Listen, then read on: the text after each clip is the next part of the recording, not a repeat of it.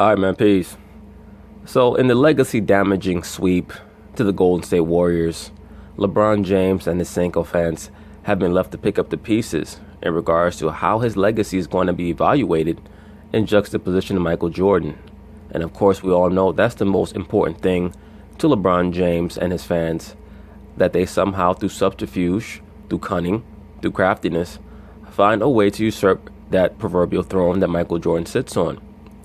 Where there are still many NBA media pundits on television who believe that LeBron James has a chance to assume that throne. Of course, they're going to talk about it, and I'm going to chime in. Get into our next subject, fellas. So LeBron obviously losing his 6 finals in 9 tries. Second time the Kings been swept in the finals as well. MJ, of course, winning all 6 of his finals appearances. So we asked you on Facebook, is the MJ-LeBron date officially over? We had over 16,000 votes. 65% of you said yes. That's interesting. That's basically about 2 out of every 3 people who believe that LeBron James now can no longer catch Michael Jordan. And it depends on how you view that evaluation. The fact that LeBron James could be 3-6 in the finals and still have a little bit over 1 out of every 3 people believe that he can still catch Michael Jordan. That should tell you that if LeBron James were to somehow find a way to win 2 more titles or even 3 more titles, that question would be opened back up. That conversation would be opened back up. As a matter of fact, if LeBron were to go to the San Antonio Spurs or the LA Lakers or the Rockets and defeat the Golden State Warriors in the conference finals and then win the NBA finals, believe me, they would find a way to say, well, LeBron being 4-6 is equal to or better than Jordan being 6-0 because of such and such. There's no doubt in my mind that this conversation is not going to go away anytime soon. Max Kellerman, do you agree? Nope. All that's happened is MJ is still winning. You know, it's not, what do you mean over? LeBron always had to catch up. We thought the ship sailed when LeBron choked away 4 fourth quarters, consecutive fourth quarters in the finals against... No, it's not that we thought the ship sailed away. The ship did sail away, Max Kellerman. When LeBron James had the worst performance in NBA Finals history by a superstar, that ship sailed. Against the Mavericks when the Heat were favored. When he formed a super team with one of the top 3 players in the world, at least the perception was at the time, in Dwayne Wade, to form a... No, not the perception, the reality. Dwayne Wade was one of the top 3 players, at the very least in the Eastern Conference. That's why they were supposed to get to the finals and win the finals against the Dallas Mavericks, because they were viewed as being the better team. And the only reason why they did not win the finals was because LeBron James did not show up. And that's what many of LeBron James's fans don't seem to grasp. The reason why LeBron is penalized so much for those 2011 finals is not because he lost. It's because he didn't show up. Former finals MVP, and Chris Bosh, another perennial all-star. Oh my God, no one's going to stand up to them, and they beat the Celtics and all that, and they get to the finals, and he choked it away. And I thought, okay. Thank you, sir. Once again, please reiterate that. He choked it away. Okay, that's it. MJ's over. But he scraped and clawed and fought his way back into the conversation, at least. And no, what he's done is he's scraped and clawed and fought his way back into the conversation of whether or not he could possibly usurp Magic Johnson or Larry Bird. And after this last finals defeat, I have him verifiably behind Larry Bird. At one time, it was pretty much indistinguishable between him and Larry Bird to me over who would be number 5. And I stated that based on his performance in the finals, I may even put him above Bird, even if he lost. But because of the way he went out like a sucker, no. He's definitely number 6. And to be quite frank with you, I may have to drop him down on my list. And sure, here's another piece of evidence that he's not MJ. And you know what? His prime, of course, not just don't take my word for it, kids, the advanced analytics guys. And LeBron has the advantage of those guys and the analytics, and he uses them. Jordan? Absolutely.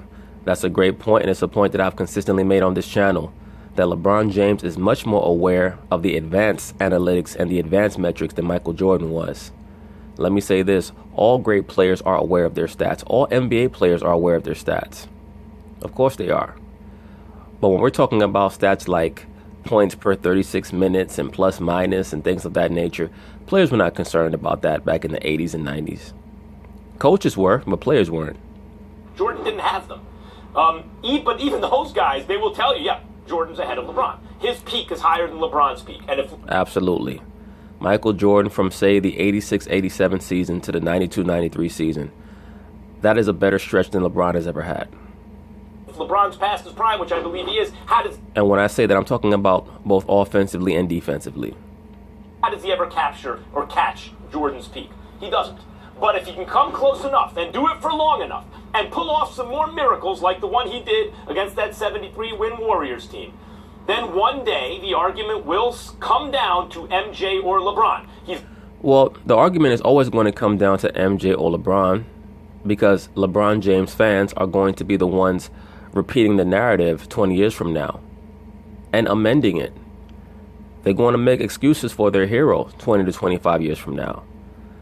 They're going to go through each one of his finals losses, and they're going to say, well, he lost because of this, or he lost because of that, or he was not favored in this many finals, blah, blah, blah, blah, blah.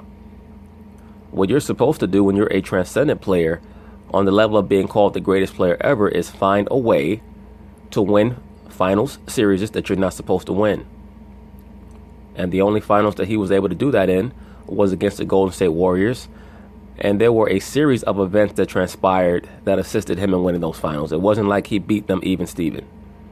And of course, people are going to say, well, how about back in the 2015 finals when Kyrie and Kevin Love went down and he was still able to fight the Golden State Warriors? Well, the fact of the matter is that we've only gotten to see one series where the Cleveland Cavaliers and the Golden State Warriors had everybody available, and the Golden State Warriors did not have Kevin Durant, and that was in 2016. And through the first 4 games, Cleveland was down 3 games to 1. So that's how we evaluate how important different players were. When the rosters were at their max capacity in the 2016 finals, through the first 4 games, the Cavaliers were down 3 games to 1.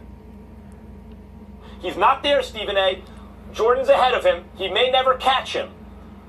He will never catch him, Max Kellerman. But LeBron has taught me through his play in recent years, you can never count him out. Well, I'm counting him out because I never counted him in. Thank you, sir. And the reason why Max Kellerman is talking all this nonsense about never counting LeBron out is because during the 2015-2016 regular season, Max Kellerman was one of many people who decided that the new best player in the NBA was Steph Curry. And after Steph Curry's poor performance in the finals that year, he was forced to acknowledge that he made a mistake. He made an error.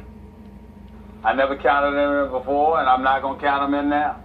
Because it's not just about his talent. And let me, I need to get my graphic up because, Max, I can't believe I didn't even call for it earlier. Because we got to make sure, I'm being remotely critical, and we have to make sure that we don't sit up there and go too far. We understand who LeBron James is, the great player, the great father, the great husband, the great philanthropist, the LeBron James Family Foundation, Our Promise Initiative, the acting, the producing. Max, did I miss it? Well, he definitely does a lot of acting. He is a pseudo-politician. I missed anything. I just want to make sure. I think you got it all. I think you got it all. I got it all. I didn't miss it. You sure I didn't die? Did I mention the billionaire? Did I mention that? The billionaire? Pitchman, billionaire, pitchman. Yep. Did I do that? Okay, all right, okay. Homeowner, Max, how about homeowner? Does that count? I mean, you got 220 million plus homes, but he's renovating. Socially conscious, he speaks up. Socially conscious. Did I mention that? Okay, we got to have, you know what, Max, we got to change that little tagline there, and instead just scroll all the laudables while we're talking about LeBron. Just crawl through it. That's right, just crawl through it and all that stuff. You don't even need to see me just crawling on the screen so we can make sure we don't miss anything, all right? Here's the deal. LeBron James obviously is a phenomenal player. My issue with LeBron James is a couple of things. A, you don't get to mature to a particular level, and then I ignore somebody that didn't have to go through that. Jordan had to modify things. Nobody ever had to tell Jordan to be an assassin. Nobody had to ever, nurture him. That's true. No one ever had to tell Michael Jordan to be an assassin. And the fact of the matter is that it's actually the opposite. He had to have his assassin persona reared back so that he can understand how to properly utilize all his teammates to their utmost abilities. With LeBron James, it was the opposite. He had to have the assassin persona ratcheted up. So they pretty much had to try to approach the same level of optimal functionality on the court, just from disparate directions, just from the opposite direction. and baby him into ultimately taking the mantle. Nobody had to do that. Jordan was willing to do that. It's just a matter of whether or not he had the ability or the tools to pull it off. Secondly, when I look at him getting swept on Friday night, and I'm bringing up that damn cast that he walked on the podium with. We didn't see it in game 1, 2. Oh, you mean his Boy George glove? The glove that he wore, where he looked like he was about to start singing Prince karaoke when doves cry? 1, 2, or 3. All right, but we're going to see it after you get swept in game 4. Once again, trying to control the narrative. They really rubbed me the wrong way. And I'm going to... Well, Stephen A. Smith, it rubbed all sincere basketball aficionados the wrong way because we all know what that truly was about. And I'm going to say this. When I watched these guys go out Friday night, the first thing that I was thinking about is the Assassins, they're going to shoot the damn ball. They're going to, if they have to ignore the rest of their teammates, they're like, look at y'all, y'all are quitting. Because one of the things we haven't mentioned in this show yet today, the Cavaliers quit. They embarrassed the NBA on Friday night for a championship game to be taking place. And Stephen A. Smith, let me correct you for a moment. The Cavaliers did not quit. Their leader quit. And once they saw that he was quitting in the early part of the third quarter, that's when they said, you know what, to hell with it. Because they actually came out and competed early. Or at least they tried to. And once they saw that LeBron James had no real intention of fighting the good fight until the final bell or the final whistle or the end of the game, they said, well, if he's not going to try, why should we try? Because the whole system is predicated around him. To watch these guys literally quit, give up layup after layup, nobody within 5 feet, 10 feet of you when you're taking jump shots, missed assignments all over the place, everyone collectively. How could you have missed assignments when you have no assignment? They have no idea what defense they're running because they don't even practice. So how the hell could they have missed assignments? Should be ashamed of themselves. Does that absolve LeBron James? I don't think it does. He's a part of that team. He was a part of... He's the most prominent part of the team. To whom much is given, much is required. Part of the effort and lack thereof when it got... Now, obviously, he had very, very good reason to. But in the end, he quit too. At one point, he quit too. They were all just going through the motions. It was that disgraceful. And so when I look at that and I compare that to Rough Riders that I see going at it at all times, that I think about those kind of guys. And obviously Jordan is at the top of my list. And so when I look at it from that standpoint, again, when I'm talking about LeBron, I'm not talking about abilities. You know, if your family and friends and loved ones are watching, LeBron James is one of the greatest ever. He's on the Mount Rushmore of basketball. No, he's not on the Mount Rushmore of basketball, Stephen A. Smith. Mount Rushmore only has 4 faces on it. He's not one of the top 4 players in NBA history. Sorry, absolutely not. No. Ain't no doubt about that. The flip side to it, however, there is more than one occasion in his career where we've either seen him wilt beneath the pressure or just flat out say, you know what?